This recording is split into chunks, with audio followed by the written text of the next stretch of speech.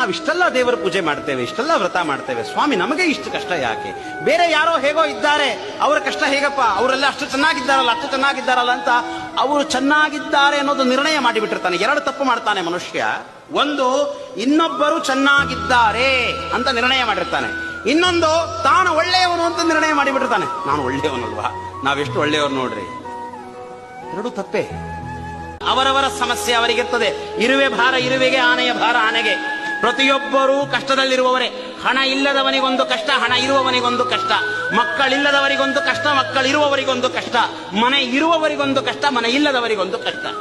ಕಷ್ಟ ಅನ್ನೋದೊಂದಿಲ್ಲ, ನಮಗೆ ಮೋಕ್ಷ ಸಿಗಲಿಕ್ಕೆ ಸಾಧ್ಯವಿಲ್ಲ. ಒಂದೊಂದು ಕಷ್ಟ ನಮಗೆ ಬಂದಾಗ, ನಮ್ಮ ಹತ್ತಿರ ಬಂದಾಗ, ನಮ್ಮ ಒಳಗಿರುವ ಒಂದು ಸದ್ಗುಣವನ್ನು ನಮಗೆ ತೋರಿಸಿಕೊಟ್ಟು ಹೋಗಿಬಿಡುತ್ತದೆ. ಓ, ನಾನಿನ್ನ ಸಿಟ್ಟಿಗೆ ಬರಬಾರದು. ನಂದಿಷ್ಟೆಲ್ಲ ಕಷ್ಟಕ್ಕೇನು ಕಾರಣ? ನನ್ನ ಸಿಟ್ಟು.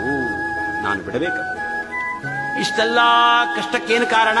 ನನ್ನ ಕಾಮ. ಬಿಡಬೇಕದು. ಇಷ್ಟೆಲ್ಲ ಕಷ್ಟಕ್ಕೇನು ಕಾರಣ? ನನ್ನ ಲೋಭ. ಬಿಡಬೇಕಲ್ಲ.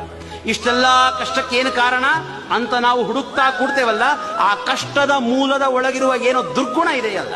ದೊಡ್ಡವರನ್ನ ಬೈದೆವು, ಅವಮಾನ ಮಾಡಿದೆವು, ಕಾಮ, ಕ್ರೋಧ, ಲೋಭ, ಮೋಹ, ಮದ, ಮತ್ಸರ್ಯ, ಇವೆಲ್ಲ ಏನು ಕೆಟ್ಟ ಕೆಟ್ಟ ಕೆಟ್ಟ ಕೆಟ್ಟ ಗುಣಗಳಿವೆಯಲ್ಲ, ಆ ಕೆಟ್ಟ ಗುಣಗಳನ್ನ ತೋರಿಸಿ ನೋಡು, ಇದು ನಿನ್ನ ಕಷ್ಟಕ್ಕೆ